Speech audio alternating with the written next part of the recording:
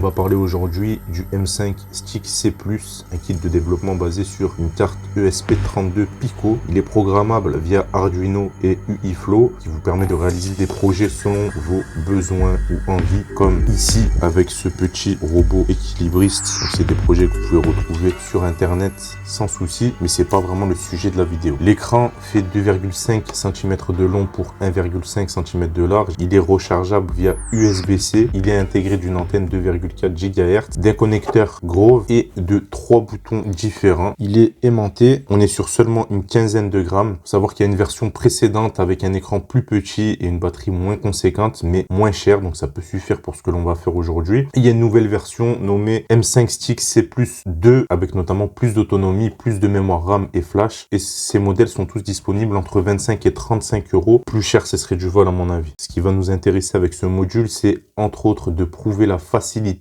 avec laquelle la récupération de données personnelles est possible avec un petit appareil comme ça et peu de connaissances. Ce qui vous permettra de faire de la prévention pour votre entourage, éventuellement pour vos clients si vous êtes dans la sécurité privée et la cybersécurité, ou pour toute personne concernée qui a du mal à comprendre les failles de sécurité, notamment en milieu urbain et connecté. Pour cela, une fois ce module en votre possession, on va installer dedans le portail Nemo créé par Noah Axon, dont la page Instagram est très intéressante. Je le remercie d'ailleurs d'avoir répondu à mes questions. Son taf est très inspirant. La première chose à faire est de télécharger M5 Burner, qui est la solution la plus simple pour installer le firmware Nemo sur l'appareil. Sinon, vous pouvez aller directement sur le GitHub de Noah Axon.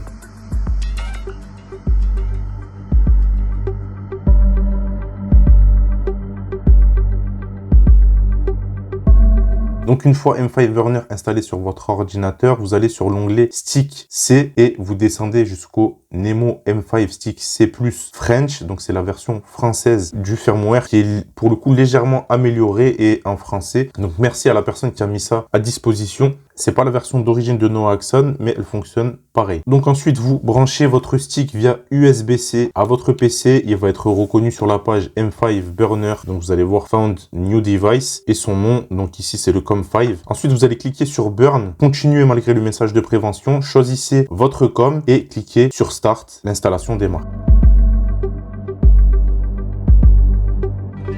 Ensuite, l'utilisation du portail Nemo sur le M5 Stick est très simple. Donc 2 secondes sur le bouton du haut pour l'allumer. De base, vous allez avoir l'affichage de l'heure que vous pouvez bien sûr régler. Avec le bouton du bas, vous naviguez dans les menus. Pour sélectionner, c'est le bouton M5. Premier choix, TV Bigon. Donc c'est pour allumer, éteindre tout ce qui fonctionne avec une télécommande, dont les télés. Donc vous sélectionnez la zone de fabrication de votre appareil, donc Amérique, Asie ou Europe, Afrique. Ça va fonctionner dans 90% des cas. L'idée de base est de faire une blague, de pranker les gens discrètement. On va le voir par la suite avec d'autres fonctions. Ensuite, on va voir les spams Bluetooth, que ce soit sur appareil Apple, donc avec Apple Juice, ou sur Windows avec SwiftPair, ou sur Android avec Android Spam. Donc ça va venir spammer de demandes d'appairage, comme vous pouvez le voir en vidéo. On a également le Sourd Apple Crash et le BT Maelstrom qui font la même chose mais de manière plus intempestive, ce qui va parfois provoquer le crash de l'appareil concerné. Donc ça, perso, moi j'ai pas réussi à les faire fonctionner. Les nouveaux smartphones en sont protégés. Donc au même titre que le TV Bigon, les spams Bluetooth vont être intéressants pour faire des blagues, mais ça peut être intéressant aussi en contexte dégradé, on va dire, pour détourner l'attention de quelqu'un un petit moment au besoin. Ensuite, on va avoir la partie Wi-Fi qui, dans un premier temps, vous permet de scanner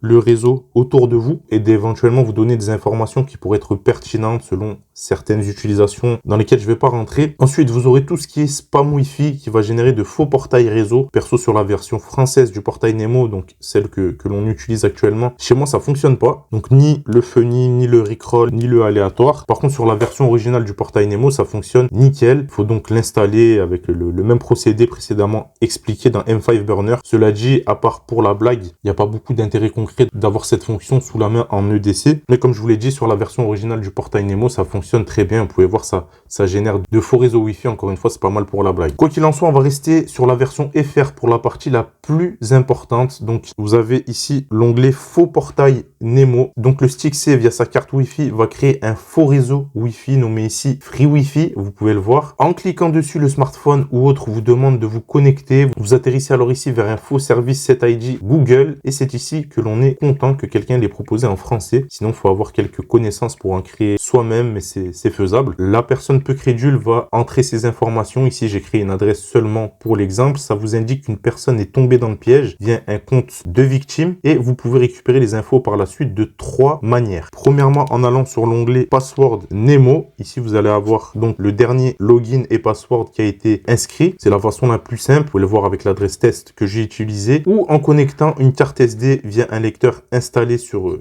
les broches. Le diagramme est dispo sur le Insta de Axon. Encore une fois, merci à lui. Et sinon, la dernière solution qui va être la plus efficace, donc vous tapez l'URL 172.0.0.1/creds hors connexion et vous allez pouvoir recueillir en local toutes les données des victimes comme vous pouvez le voir.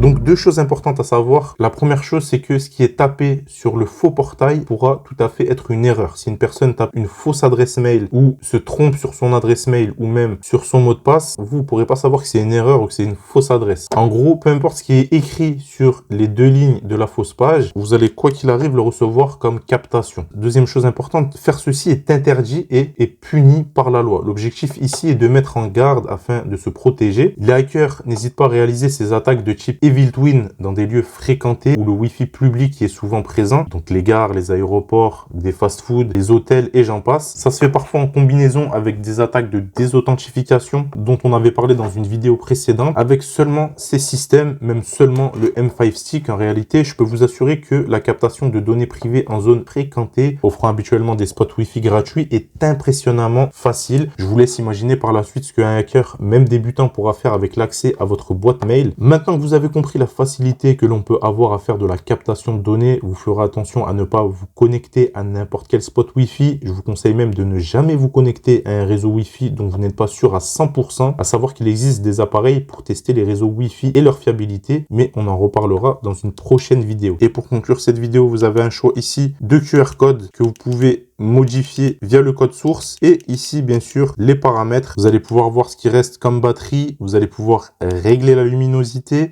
régler l'heure, faire une rotation de l'écran et bien sûr revenir aux paramètres de base. Merci à tous. Si vous avez la moindre question, n'hésitez pas en commentaire bien sûr sur ce sujet en particulier. C'était Boris pour la chaîne Civis Protocol. À plus, ciao.